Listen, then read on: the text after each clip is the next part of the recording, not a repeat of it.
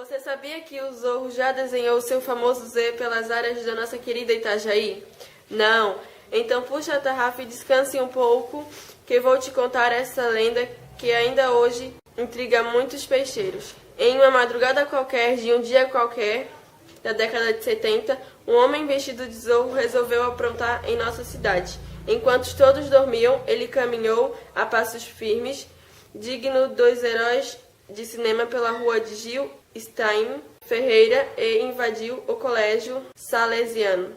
Até aí tudo bem, pois ele poderia ter cansado de defender os fracos e oprimidos, resolvido voltar para a escola e ser alguém na vida, mas infelizmente essa não era a sua intenção naquele local. Assim como uma criança arteira, trancada dentro de casa em um dia de chuva, nosso Zorro estava com o intuito de aprontar, e assim o fez. Para a tristeza de alguns e a alegria de muitos que estavam naquele colégio, ele foi até a diretoria e ateou fogo em todos os boletins de notas. Os padres, ao notarem uma movimentação estranha pelos corredores naquele horário, resolveram se levantar e ver o que estava acontecendo. Mal conseguiram acreditar quando avistaram o arquivo dos boletins de notas em chamas, sem perceber que estavam em trajes inadequados para um passeio pelas ruas dentro da cidade. Saíram correndo atrás do Zorro, que fazia sua capa voar de tão rápido que se locomovia. O último a avistá-lo jura que ele entrou na casa de uma viúva que ficava bem na esquina da rua Camboriú, porém essa nunca confirmou a tal informação, e muito menos revelou a verdadeira identidade do nosso Dom Diego de la Vega. E além da perda de todas as notas, os padres ainda tiveram que se entender com a polícia, que resolveu conferir o motivo de tamanha gritaria e deparou-se com os padres de cueca e pijama alvoroçados no meio da rua. Depois de muito se explicarem, a polícia decidiu não os levar em cana por atentado ao pudor, mas tiveram que colocar suas batinas para formalizar, registrar a queixa contra o Zorro, que neste episódio resolveu ajudar os fracos de notas do nosso Itajaí.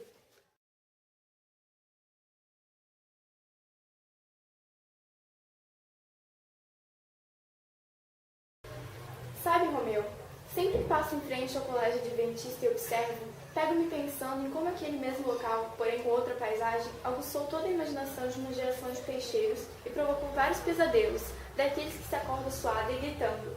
No mesmo terreno do colégio, o número 228 da Rua Brusque, no ano de 1918, foi construído um chalé verde, resultado de uma mistura da arquitetura germânica com a brasileira. Possuindo um belo gramado, jardim florido e árvores imponentes, seu dono, Germano Royert, comandante do veleiro, trouxe sua esposa e 3 filhos para morar na casa. Porém, no ano de 1971, o patriarca da família morre e apenas uma filha, Jutta Royert, continua morando na casa. Dona Jutta, lembro, de pele branca, alta e com olhos profundamente claros. Jutta ficou conhecida pela vizinhança como rabugenta e antissocial.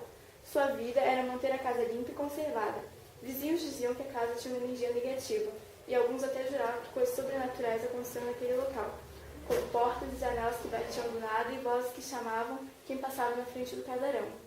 No ano de 1995, Jutta Royert foi encontrada vários dias após seu falecimento em um quarto no sótão da casa, vitimada por causa desconhecida.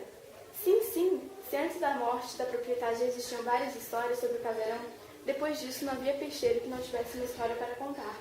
Alguns diziam que ela aparecia na janela do quarto no sótão, local que havia morrido, outros juravam vê-la sentada em uma cadeira de balanço na varanda, enquanto outros a encontravam cuidando das plantas do jardim, porque gostava tanto do local, dizem que ela optou por continuar ali.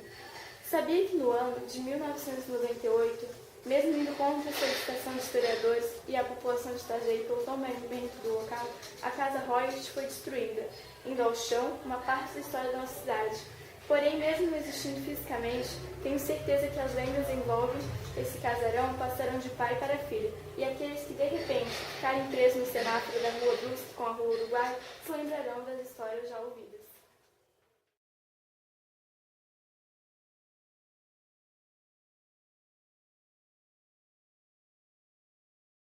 No trabalho, em casa, na mesa do bar e até na pelada de domingo, quando o assunto em questão eram as coisas do além. Djalma fazia sempre a mesma piada. O dia que encontrar um espírito, cumprimento e ofereço carona. Com sua língua presa, que só acrescentava charme ao morador do bairro Dom Bosco, encanador desde guri, aprendeu com seu pai a profissão que exercia com destreza e carinho. Quando seu pai faleceu, ficou responsável pela clientela. Serviços nunca faltou. O telefone não saía de perto, e se tocava, ele logo catava a zica e ia à luta, afinal de contas. Um cano estourado ou privada entupida nunca podia esperar. Só quem já precisou de um encanador numa situação dessa sabe como é essencial a agilidade. Queria uma namorada para levar a sério. Resolveu conhecer melhor Gisele, filha do Roman, melhor amigo de seu falecido pai. Sossegar e constituir família estava nos planos desse moço, trabalhador. Tanto é verdade que ele aceitou ir até a casa de Gisele para falar sobre suas intenções na frente dos pais e dos irmãos. Foi uma noite agradável, conversaram sério, expuseram as regras da casa e Djalma sentiu-se à vontade para voltar mais vezes, embora já fosse da família. Tinha certo receio quando fosse tratar desse assunto tão delicado.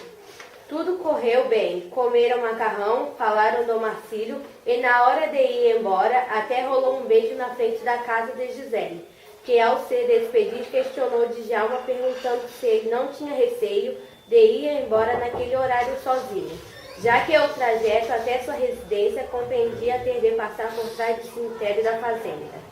Djalma sorriu e está acima dessas baboseiras, insistiu ainda no assunto, informando que essas coisas de espírito era papo furado de gente desocupada, e que se caso encontrasse alguma alma penada pelo caminho, ofereceria carona. Ela então fez um movimento com a cabeça, meio que concordando, e entrou em casa, enquanto Djalma subia na zica, e seguia seu caminho. Cantarolando algumas músicas, acabou esquecendo do trajeto até precisar aumentar a força das pernas para manter a bicicleta em movimento. Achou estranho o peso da magrela ter aumentado tanto, até lembrar-se da piadinha que sempre fizera. Sim, ele estava atrás do cemitério. Djalma tentou manter a calma, mas foi tudo em vão.